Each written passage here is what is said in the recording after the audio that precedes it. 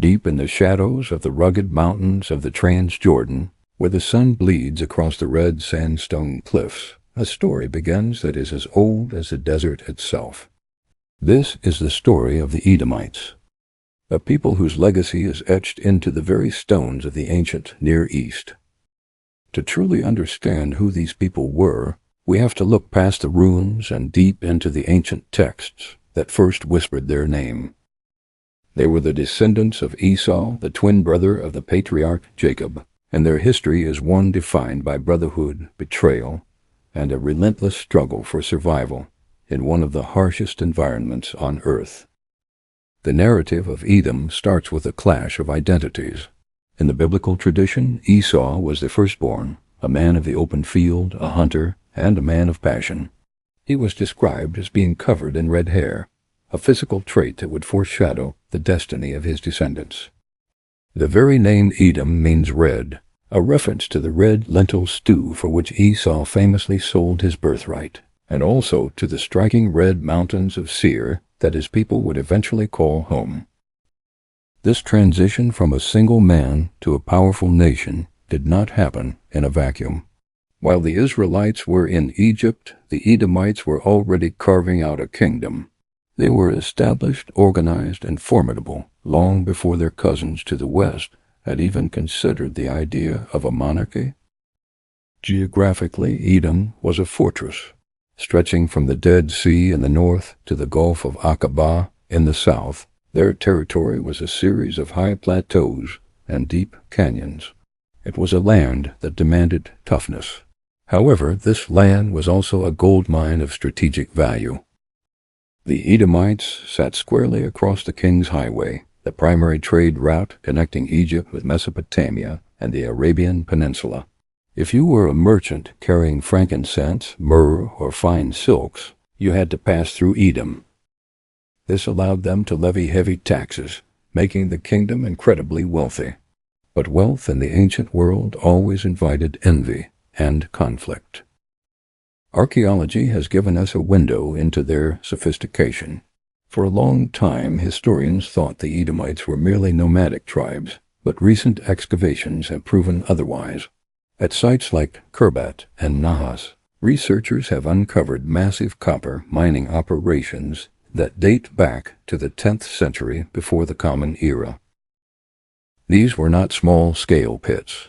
They were industrial-level factories. The Edomites were the master metallurgists of their age, providing the essential materials for tools and weapons across the region. Their capital, Basra, was a heavily fortified city that reflected their military prowess and their administrative organization. Spiritually, the Edomites were distinct. While they shared some cultural roots with their neighbors, they worshipped a national god named Kos. His name appears frequently in Edomite personal names and inscriptions, and he was likely seen as a warrior deity who protected the heights of Seir. Unlike the Canaanite gods, who were often associated with agriculture and fertility, Kos seemed to represent the rugged, protective nature of the mountain people. This religious identity often put them at odds with the monotheistic vision of Israel, adding a layer of theological tension to their political rivalries. The relationship between Israel and Edom was a roller coaster of fraternal love and bitter hatred.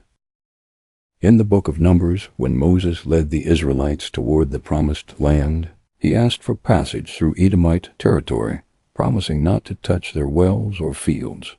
The king of Edom refused, meeting them with a massive army. This refusal left a deep scar in the collective memory of Israel. Later, during the reigns of Saul, David, and Solomon, the two nations were frequently at war. King David eventually conquered Edom, placing garrisons throughout the land to control the trade routes and the copper mines. For centuries, Edom would drift in and out of vassalage, constantly seeking an opportunity to break the yoke of their brothers. One of the most intense periods of conflict occurred during the Judean monarchy.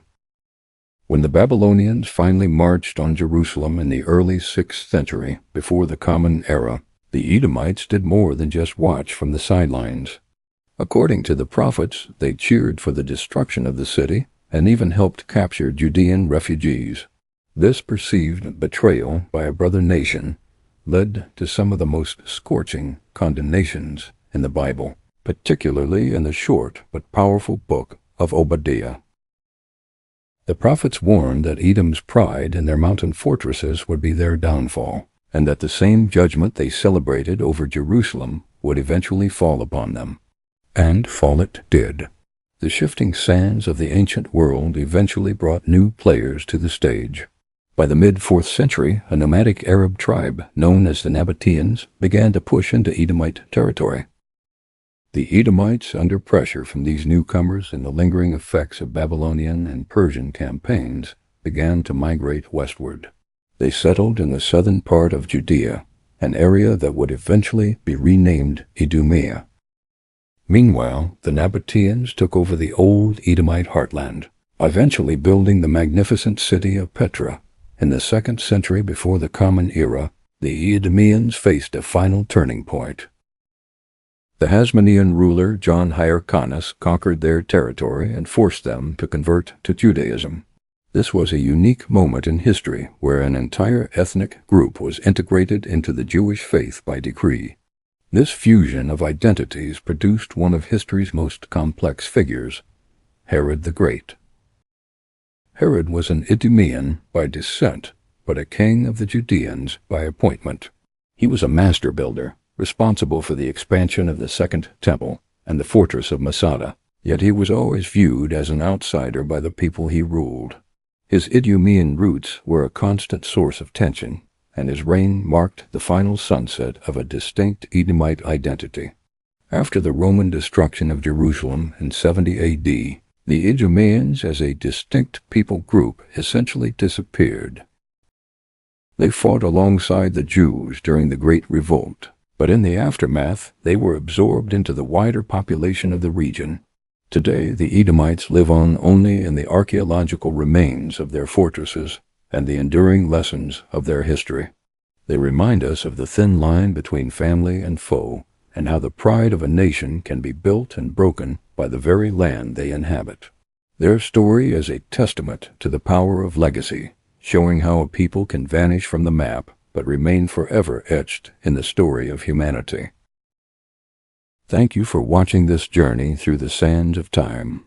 If you enjoyed this exploration of ancient history, please remember to follow and subscribe to Bible Stories and Insights for more explorations into the stories that shaped our world.